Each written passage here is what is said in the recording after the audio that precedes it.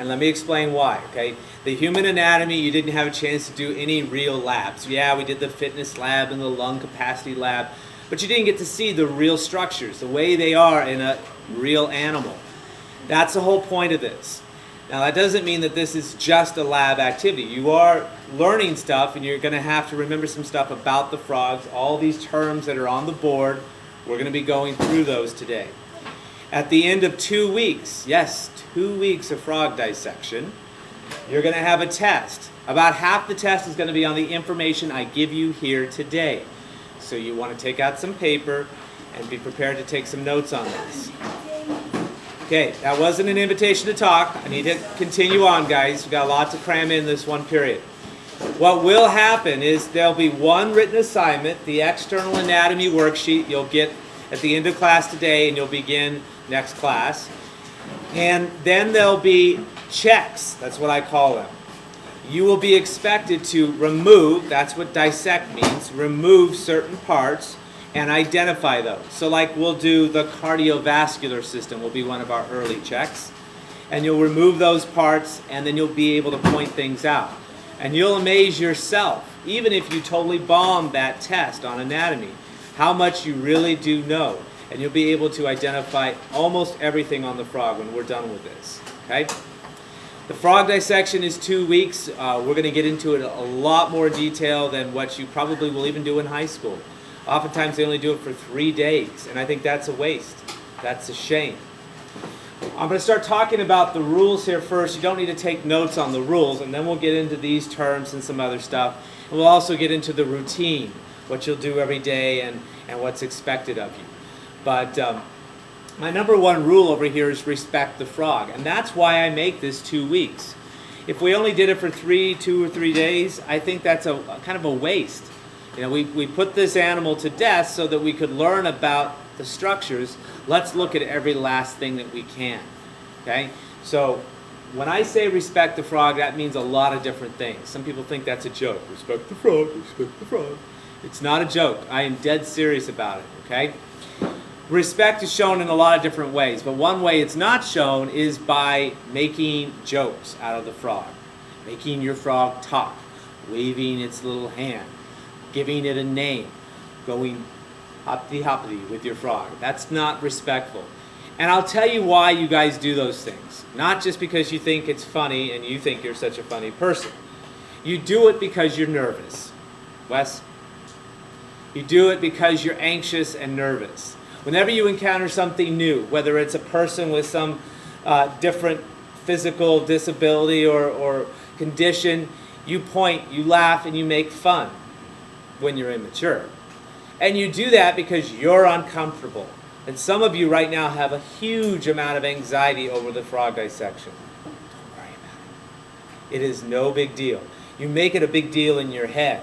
And maybe your parents have made it a big deal telling you about how awful it was for them. It's not.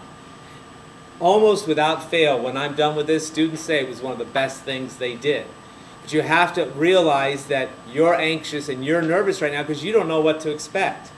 Is it going to smell bad? Is it going to be gross? Am I going to want to puke because of the smell? Is blood going to come squirting out? The answer to all of those things is no. It's not gross. Any more gross than eating chicken off the bone, okay? You're seeing the same kinds of structures. It's just frog anatomy, okay? And if you're squeamish or nervous or anxious at all, I guarantee you those feelings will go away in a day or two once you see what's involved in it. It is the best way to learn about this stuff. But if you make light, you make little jokes with the frog, neither of us are going to be happy. I'll just leave it at that. You know, some people think it's okay to do that. They think it's okay to be cruel to animals. And that animals don't deserve respect. Only humans do. Okay, well then, so you can kick your dog and that's okay? Is that what you think? You know, some people do actually believe that. Let me just tell you a quick story. I remember when I was growing up, I think I was in high school, and I was shooting hoops out in front of my house. And it was after school. And this dog comes running through my front yard, yelping and hollering, barking. He was really in pain. I thought, well, maybe he stepped on a cactus or something. Why is he barking like this? And I really felt bad for him. You know, I'm an animal lover. I know some of you guys are. And about 30 seconds later, two kids about my age come walking behind, and they're laughing. They think something's really funny. And it didn't take me long to realize what they were laughing at, because in their hands they had a remote control. A remote control to the shock collar that was on the dog. This was their idea of entertainment. After school, let's take our own pet and follow him around the neighborhood and shock him just to see him yelp and run. Now, I don't know how that makes you guys feel, but it makes me sick. I wanted to go find that dog, rip that collar off, and put it on one of the guys. And then I'll follow them around and shock them, see how they like it. You know what I'm saying? I mean, that's total disrespect for life. That animal cares for you and relies on you for its food and support, and that's what you do with it. Okay? Now, why do I bring that up? Because people that are disrespectful to animals, people that don't think that they have any value, it's just a thing, you know, they're often not the best people in the world. Now, I'm not saying these people are going to end up being serial murderers, but if you look at a serial murderer or a mass murderer and you see, when did they get that taste for blood? When did they want to kill people? It didn't start with people. It started with animals. And they probably didn't start at 8 years old killing animals. They probably got their jollies like those kids did, torturing them. They thought that was funny. I think that's sick. And then they took it a step further and they started killing animals. And then they couldn't get their jollies from that, so they started torturing people. And that wore off too, and then they started killing people. Okay? It's a dangerous thing when you start showing total lack of respect for the animals around us. I'm not saying we can't eat them. Okay? I know some of you are vegetarians, that's fine too. But I'm just saying that you need to show respect. Okay? As much as you might be uncomfortable, don't cope with it by being disrespectful. Everything that you dissect stays in this room. If one part leaves this room, we're going to have a serious discussion. Okay? One year I had a student that thought it would be funny to bet someone else like $10 if they would kiss the frog. Okay? First of all, that was very unhealthy for them because there's chemicals on them you don't want in your body. And secondly, it's total lack of respect. So, don't play with the frog, don't name the frog, and don't do anything silly with it. Okay? All the parts that we dissect will have to stay here in this room because I'm going to account for those at the end. And that would affect your grade. Next rule there is everybody works. Some of you are going to be more squeamish than others. Maybe your partner, which I have assigned, won't have any problem cutting, but you don't want to touch the frog. We're all going to have gloves on. Get over it. Okay? Get your hands in there. Everybody should be working. Don't just let one person do all the cutting. One person's getting all the learning too, and this is one of the best ways to learn. Next one, do not work ahead. Remember I said the checks we're going to do? We'll do cardiovascular check one day. So at the beginning of the period, I'll use the camera, like I'm going to today, and I'll show you how to do the first piece. And then I'll set you loose, and you'll do that part of the dissection. If you're unclear about what to cut, where to cut at any time, you just ask. You don't want to cut the wrong place because you can't glue it back together. Okay? But once you're done with that part and you've called me over and I've checked you off, you've named all the stuff in the cardiovascular system, and maybe there's 15 minutes left in the period, don't work on anything else. Don't go ahead. Don't skip a step. Okay? Because if you do, you'll lose points. No screwing around. That goes without saying. We got sharp, pointy objects here. You know, one year I had students that were using these, and my rule about these sharp, pointy objects is they all get directed towards the frog in the pan, not towards each other.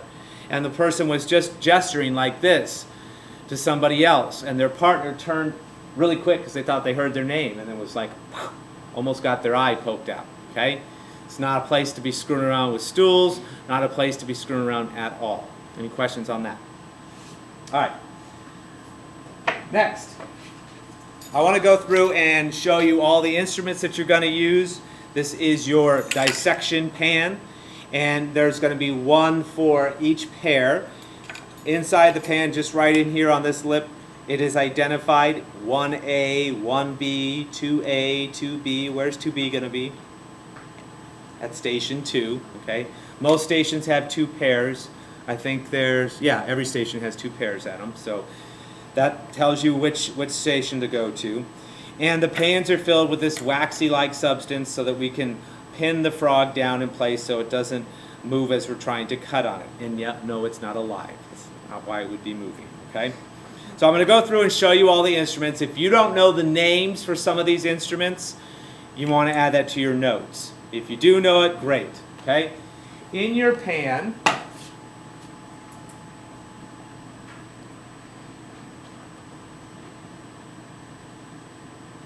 picture up here. In your pan, you will have the following things. The paper towel is there to soak up the liquid, okay?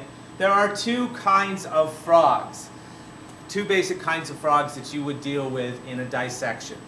One is called a preserved frog. The other one is a pith frog. For the most part, I'm going to go through in order, but that one's a little out of order. Preserved frog and a pith frog. We are using preserved frogs. They come in this container, okay, and they are preserved. They've been humanely put to death.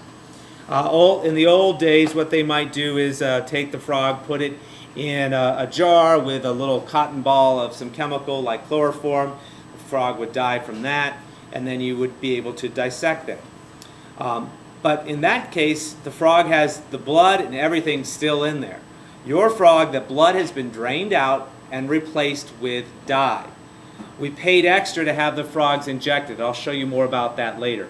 But they're injected with two different colored dyes, red and blue. Red for and blue for veins. Blue for veins, red for arteries. Okay? So I don't want you to be misled to think that your frog naturally has red arteries and blue veins. They're not going to look like that in the real thing. If you really want to see what a real frog looks like, and it's not been dyed like these have, the best way to do it is to have a pith frog. A pith frog is a freshly terminated frog. Terminated means killed. A pith frog is a freshly terminated frog. How do we do that? Well, we take an instrument such as this and we sever its spinal cord. Now, don't worry, you're not having to do this, okay?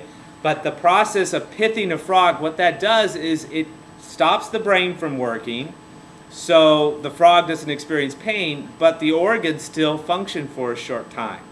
In fact, you can open them up and you can still see the heart beating, okay?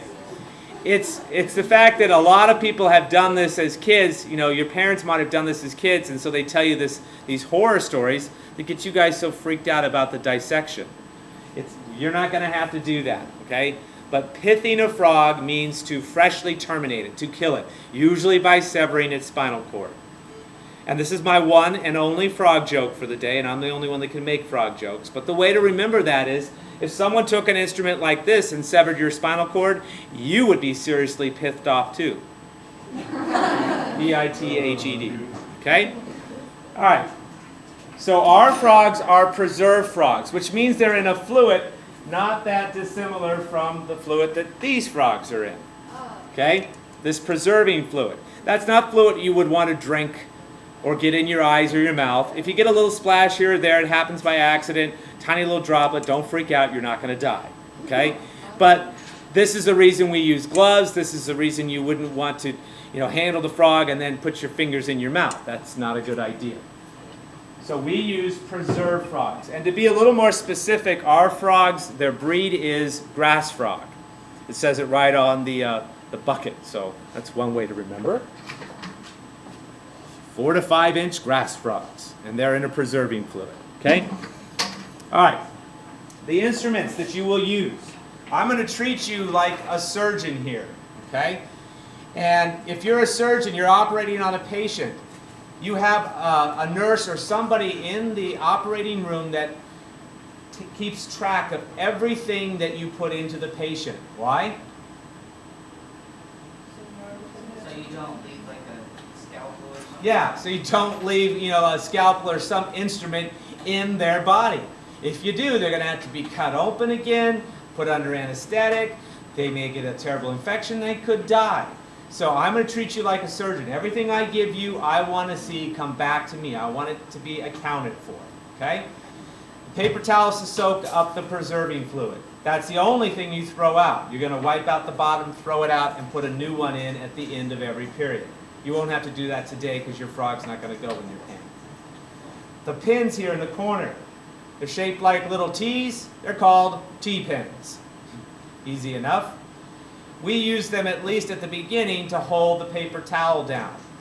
Later on, we'll move them into the frog to hold the frog in place. If you return your tray and you're missing a T-pin, you're going to go dumpster diving, because the chances are that you threw out the paper towel with one of the pins in it. You need to account for it. So make sure you have all 4 of them. I check them at the beginning and the end of every period, so I know that you've got what you're supposed to have. Okay? Again, your number on your pan will be written right here where mine says demo. Okay, this first instrument, you guys commonly call tweezers. The real name is?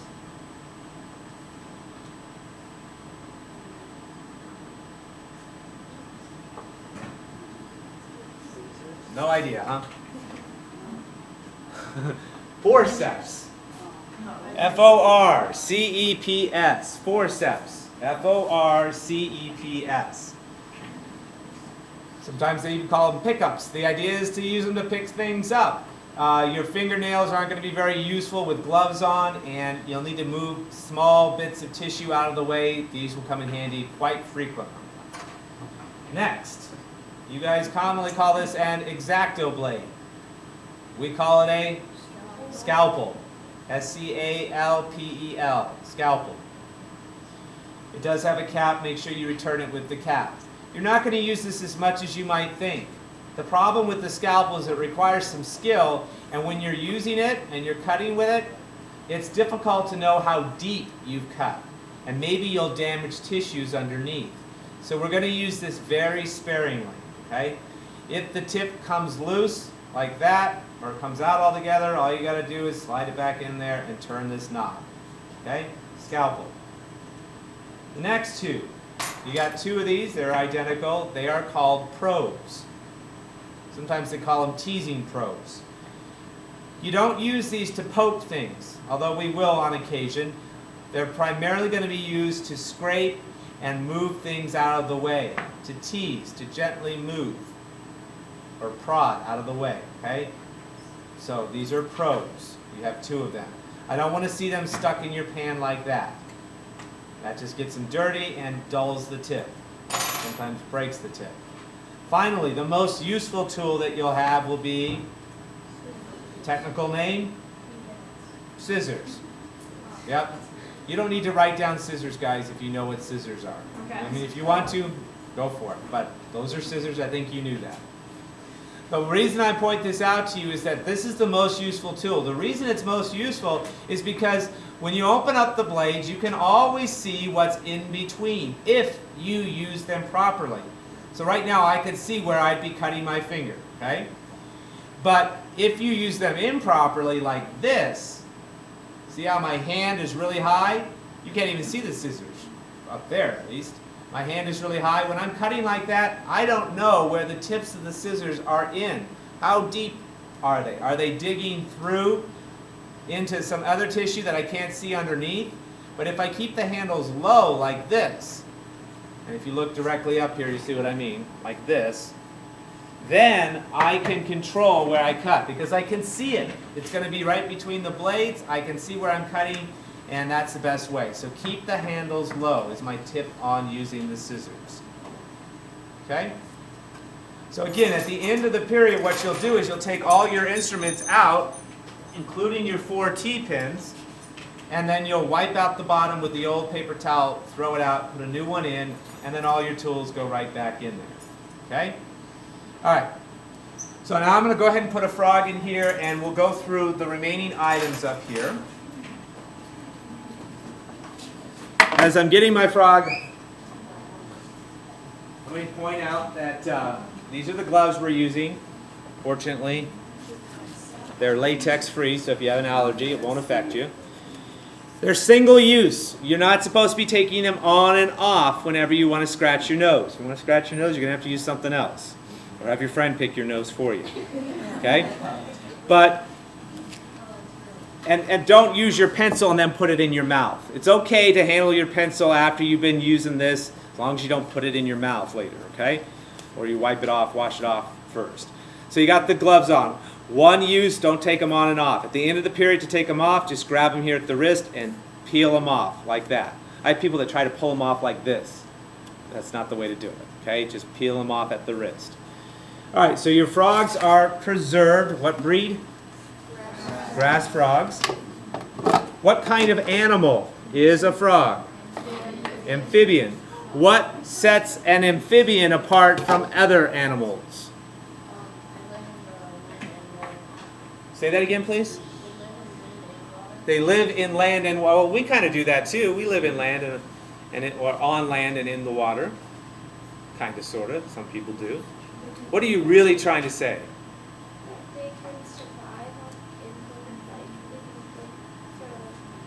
What special equipment does a frog have to live in the water that we don't? Not quite, no. Gills and lungs. Gills and lungs. Do they have both?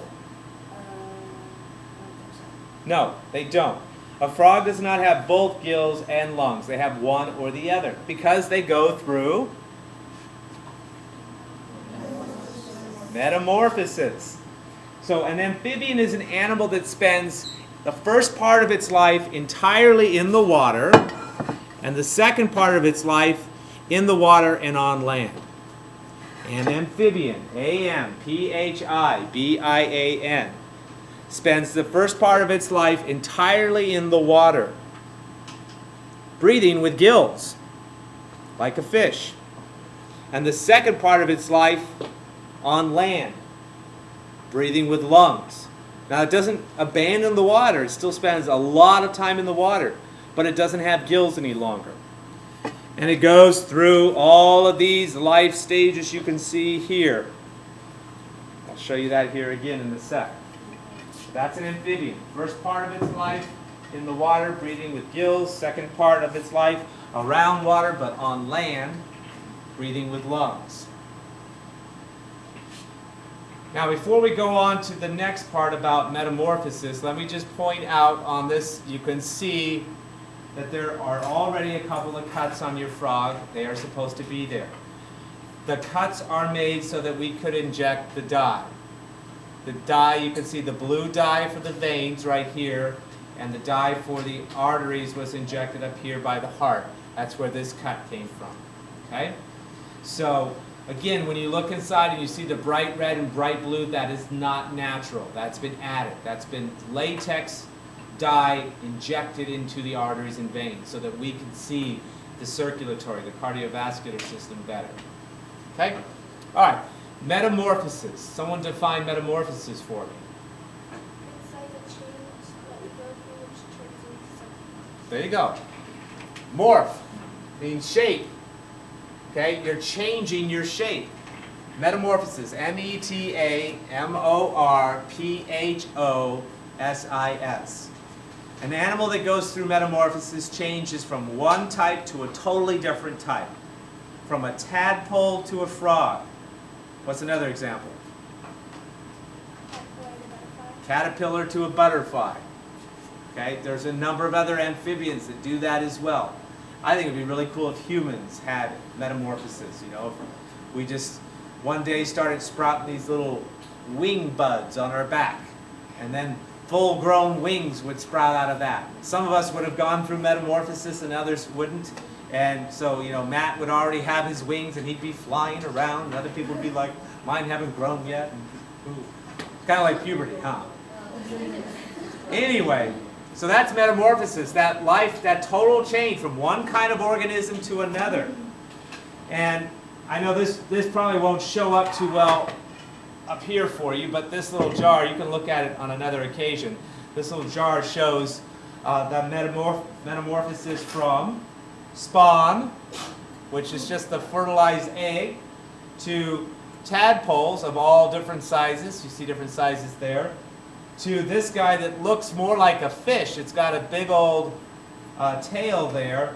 And then on this one, you'll start to see on the side little signs of arm buds, arm and leg buds start to sprout. then at some point you get a frog that has a tail but also has arms and legs. Tail's probably more useful than the arms and legs. The tail continues to shrink until we get a little froglet with no tail and with functional legs. At this point, it's going to be breathing air and the gills will no longer function. And we have a full-grown frog. Okay? Just to prove to me that you understand this development, I'd like a volunteer to come up here and put these guys here in order. Let's have Brianna. Since I can get it to come up. The record is 10 seconds. Ready, set, go. 2, 3, 4, 5, 6, 7. Got it. 7 seconds. Good job. All right. And, you know, a lot of people look at that and they just go, oh, well, this is bigger than that, and that's why, you know, that goes next. Well, obviously the eggs are bigger than the next one.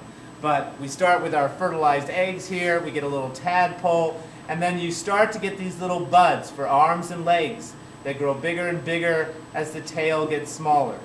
Okay? We'll talk more about the reproduction of the frogs later, which is kind of interesting in itself. But for right now, all I want you to know is that, you know, metamorphosis is that change, and in the case of a frog, it's from tadpole to frog, from breathing underwater to breathing fresh air. Okay? The next section is this toad versus frog. I want you to create a little compare and contrast table. You got toad here, you got frog here, line down the middle. What are the similarities and differences? You can do a Venn diagram, that would be just fine. Okay? First of all, frogs come in all different shapes, sizes, and colors, as do toads. You can't just say one's bigger than the other. There are frogs that could fit on my pinky nail, and others that are much bigger than this. Same thing with toads. So what we're going to look at is not just size, but shape. A frog has a long, slender body. A toad has a more short, fat, more roundish body. Some of you may have discovered Colorado River toads in your pool or in your backyard. The two often live in different habitats and therefore have different ways of getting around, different skin, so forth.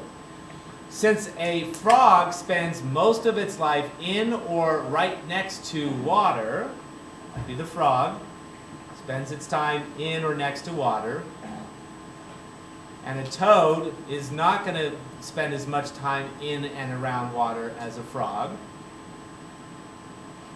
That's a difference there. Frogs, in and around water all the time. Toads, not as much. Their skin is then going to be different. The skin on a frog is going to be smooth and moist. Smooth and moist on a frog. On a toad, bumpy and dry. So smooth and moist on a frog, bumpy and dry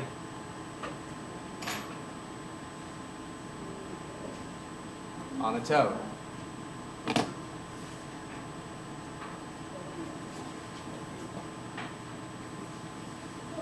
Okay? Next difference. You look at the length of the legs. The legs on a frog are extremely long. They have long hind legs, whereas a toad has shorter hind legs.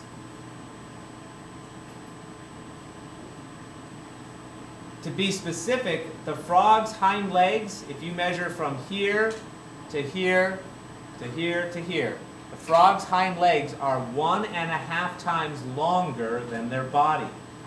So from here to here, compare that to this measurement, and it's 1.5 times longer. I do want you to know that number.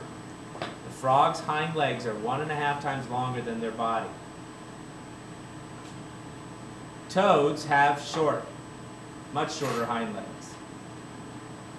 Also, on the frog's hind legs, we notice something interesting, which is webbing.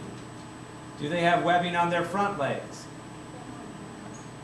No, there's no webbing on the front legs, but there is on the back. So you want to add that to your frog facts. Webbing on the back legs, the hind legs. Okay? So that tells me a little bit about the frog's forms of locomotion. The main form of locomotion for a frog on land is hopping. So a frog tends to hop. Now, of course, toads hop too, but their preferred form of locomotion is, if it isn't hopping, what is it? Walking. They'll hop if you scare them, but their preferred form of getting around is walking. So again, on your table there, frogs hop, toads walk. And frogs also have another form of locomotion. I just hinted towards. Swim. So hopping and swimming are their main forms of locomotion, getting around. All right, so you should have a number of differences there between frogs and toads. Will help you to recognize them in the future. The next two terms have to do with direction terms. In human anatomy, we call our front side anterior and our back side posterior or posterior. For animals, if you're going to become a vet, they use some slightly different terms. Many of them are the same, but some are different. The back side of the frog is referred to as the dorsal side. So this side, where you'd have a dorsal fin if it were a dolphin, is the dorsal side. The belly side, the side you breathe from, the side you vent from, is the ventral side. So ventral, the side you vent from, you breathe from, is the belly side. Dorsal is the back side. Now you might notice that the coloring is different on the back than the front. Why is the frog colored this way on the back? Sedona? Which is what? Yeah, it's a grass frog, so that makes sense. To blend in with its environment. We call that camouflage. So the skin coloring is like that to blend in with its environment, camouflage. What is an animal like a frog trying to camouflage itself from? Predators. Predators. And I'll give you a hint, the frog's a carnivore. Prey. It has to sneak up on the little crickets and grasshoppers and things and flies that it's eaten, so it helps to blend in for both reasons. Hide from predators and prey. So if the back side is colored like that for camouflage, why is the belly side that light cream tan color? When it's swimming. So what do you mean? So the fish will have underneath it. Excellent.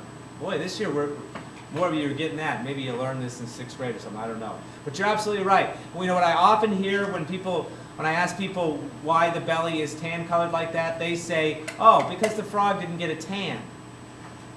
You know, this side got tan, this side didn't. He just needs to lay on his back a little bit more and get a tan on both sides. No. That is the natural color and will stay that color. And Aurora was right. The reason is, imagine now your frog is in the water, little eyes sticking up on top of his head at the surface. And underneath here, you've got your fish swimming. And they're going to look up and go, ooh, what is that? And they're going to see the belly. That color will blend in great with the sky. Okay? So whether that is prey that the frog's going to go eat, or it's the frog is potential prey for the fish, it helps it blend in. So the belly coloring is that color so it blends in to the sky when it's in the water. Things are looking from the bottom. All these things that we're covering, guys, are answers to questions on the worksheet that you're going to complete next time. So if you're not getting it down, hopefully you'll remember it. When you look at the frog's skin, even through the surface here, you can already see the pink reddish color here from the dye, that shows you that the skin here is full of blood vessels. You'll see even better when we peel it back and look on the back side. The blood vessels that come to the surface, they do much the same job as your lungs do. They get rid of carbon dioxide. So in a way, the frog's skin breathes. It gets rid of carbon dioxide. It doesn't replace the lungs. They still have lungs. But the blood vessels that go to the skin help get rid of carbon dioxide. In case you didn't realize, we moved on from the frog versus toad thing. Okay, and we've covered a number of other facts. Skin aids in breathing. It gets rid of carbon dioxide. You'll see a lot of the same structures we saw with our human anatomy. You'll see that behind the eye, we'll switch to a different view here now.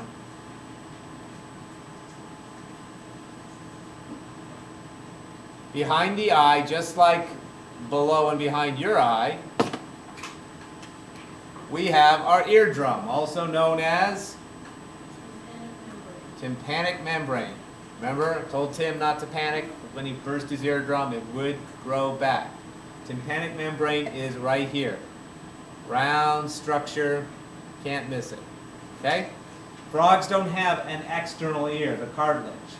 And that's why they're always complaining, because their glasses keep slipping off. And they're always crooked, because they don't have an external ear to keep their glasses on straight. I know, Joe. Yeah. At least you notice the other pairs are like right over their head. Okay. We already talked about the pith versus preserved frogs. The eyes.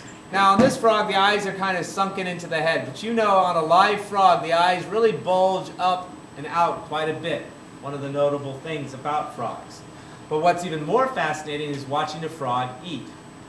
So they grab a hold of their prey out here with their tongue. I'll show you more about that in a second. They pull it into the back of their throat and they swallow it whole. And because you've got maybe a full cricket in there that you're trying to throw down your food tube, your gullet, it's going to be fighting and kicking the whole way down. You need some help. If you had to, swallow a mouse whole with it still alive, it's going to be fighting its way out, right? So you throw it in there, it's going to be struggling, especially if you don't chew. You don't have teeth to chew. You got to just swallow it. It's going to be fighting its way out. So you might be helpful to have a stick or something, to help force that down your food tube so it can't get back out. Well, that's what the eyes do. When a frog swallows, the eyes actually go into its skull, push into its mouth, and force the food this way, down the gullet. Imagine if humans were the same way. Wouldn't that be fascinating? At lunch, Bianca would take a bite of her pizza and then swallow, and her eyeballs would disappear 2 inches into her skull. You just see black holes there, and then they pop right back out when she's done. Watch some video on it. It's fascinating to watch a frog swallow. Okay, if you want to determine the gender of your frog, and I'm going to ask you to do just that next class. It isn't easy. It's like finding the gender of a snake. The reproductive organs are on the inside, so you have to go with clues that are on the outside. And there are 2 clues that we look for. You know that frogs in the wild make these sounds. Every breed has their own distinct sound. And many times you wouldn't even recognize it. You wouldn't even know that you're listening to a frog. That's a frog. Okay? But what that frog is actually saying right now, not just rook, rook, rook, they're saying, hey baby, hey baby. That's a mating call. Okay? They're trying to attract a mate. And what nature has given the male frog is 2 giant bagpipes on the sides of their head, here and here. If this were a male frog, which I suspect it is not, there would be a pouch here and here. Now, it's not always that easy to identify, particularly on juvenile frogs. But if there is a noticeable little pouch, an extra, this has, some fold of tissue, but an extra flap, that's very likely a male frog. That's used to make the mating call. They pull air into their mouth, fill up the sac, and then when it deflates, we get a croaking sound. We got bagpipes on either side of the head. Okay? So that's one way, is to look for the vocal sac. The other way is when frogs mate, they use their thumbs to grasp their mate. The male frog does. And on their front legs, right here, this part gets considerably larger during mating season. They call it nuptial pads. Okay? Nuptial means marriage, or mating. So when they're getting together and they're mating, this part is more enlarged. So it's kind of hard to tell at all different times of the year. But on a male frog, this section is typically fatter than that. It may be much fatter than that. My guess, and you can remember this for me, is that this is a female frog. We'll find out together when I dissect it with you later on. But you're going to predict on your own as well. So those are the two ways to determine the gender. When you get inside, we look for things like ovaries and testes, and then there's no doubt. Nostrils. No big shock there. Nostrils are right where you'd expect them. Here and here, right on the tip of the nose. The teeth. Now, even though the frog swallows its prey whole, it needs something to get a hold of it with and to crush it a little bit to get it down its gullet, down its food tube. So I'm going to show you the teeth. Both sets of teeth are located on the upper jaw, the same jaw that the eyes come through. The lower jaw holds the tongue and has no teeth. In order to see the teeth, this is what you're going to need to do next class. You're going to get your partner to show up a little better, to get their forceps in there and open the mouth up enough that you can then get your scissors in. Okay, once you've done that, you want to stick them in so that they go back quite a bit, like an inch, and then you clip off. Now, you're clipping through both muscle and bone here. Because what happens is when the frog dies, the muscles kind of freeze up, and it's not easy to open the mouth without doing this. So if this was a male frog, I'm cutting right into the vocal sac. Now,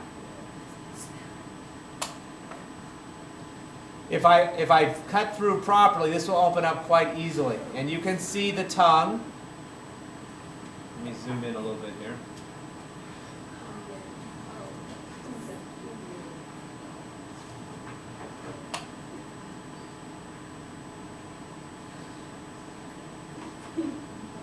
You can see the tongue here, and you can even see a depression here and here. That depression on the tongue, those two little marks, are from their teeth that are on the upper jaw. I'll point those out here in a second. But the tongue actually attaches here on the front. And it's not like it comes sticking out like your tongue does. It flips out. See how it comes out like this? And it flips out and it grabs a hold of its prey just like it's grabbing a hold of my finger right now. When I push this out, you'll notice that there's these two little things that extend off the back of the tongue. Here and here. These two little things that extend off the back. Those are the lobes of the tongue. Okay? The tongue has two lobes. You might draw a quick picture of that with those two little finger-like projections sticking off the back. Two little finger-like things. So this grabs a hold of the prey, helps hang on to it to bring it into the mouth. Then the teeth, like I said, are all on the roof of the mouth. Just inside the gum, here's the gum going all the way around. If you use your probe, you'll feel a rough edge right in here. Right along this edge, just inside that gum, you're going to have a series of tiny little teeth called the maxillary teeth. They're called maxillary because the name of this bone is the maxilla. The upper jawbone is the maxilla. So these teeth, they're tiny and there are many of them, and they are on the upper jaw. There are no teeth on the lower jaw. Maxillary teeth, right here. The two little depressions I pointed out on the tongue, those come from the vomerine teeth. And the vomerine teeth you can see here on the roof of the frog's mouth farther back. That's these two nubs, one here and here. Get this back up here. These two little nubs. Those are the vomerine teeth. Okay? And they're going to crush the prey enough that we can get it down the food tube. So you can see once we capture that prey with the tongue, this is what? What's on the other side of that? Eyes. Yeah, those are the eyes that bulge into the mouth. And as they push inward towards my probe here, they're going to push the food down the gullet, down the food tube. So the food tube or gullet is just this right back here. And it can stretch tremendously. Remember, it's like a fire hose. It starts flat and then it stretches out. So that would be the gullet, or glottis is the opening to the food tube. Look how big that is. Gullet or glottis is the food tube. You can see here on the inside, those holes go to what? Right next to the teeth. Nostrils. You got it. If we look back here, on either side of the gullet or glottis, you'll see a hole. Now the hole is really big right now because I cut through it. But these holes right back here, there's one here, they go to what? What's this right here? Tympanic membrane. You can see my probe coming right out. Tympanic membrane. So what do we call the tubes that connect the ear to the mouth? Eustachian tubes. E-U-S-T-A-C-H-I-A-N. E-U-S-T-A-C-H-I-A-N. These are the Eustachian tubes, and there's one for each side to go to the ear. Okay? Now I already mentioned that the gullet or glottis is referring to the opening right here to the food tube. The opening that leads to the food tube, which can stretch tremendously. Eustachian again is E-U-S-T-A-C-H-I-A-N. Gullet is G-U-L-L-E-T, and glottis is G-L-O-T-T-I-S. All right, now that you're grossed out and you got a sense of this, I'm going to give your frog to you. Yes? When they swallow, do they have peristalsis? Yes, I believe so. Yeah, that's the only way. Peristalsis doesn't just take place in the food tube, it takes place throughout the digestive system. Do they also have an epiglottis? You know, I don't know. That's an excellent question. I don't know the answer to that. I haven't seen it on any of my diagrams, but I would imagine they'd have to have some way to make sure food goes down the right tube. So my answer would be yes, probably.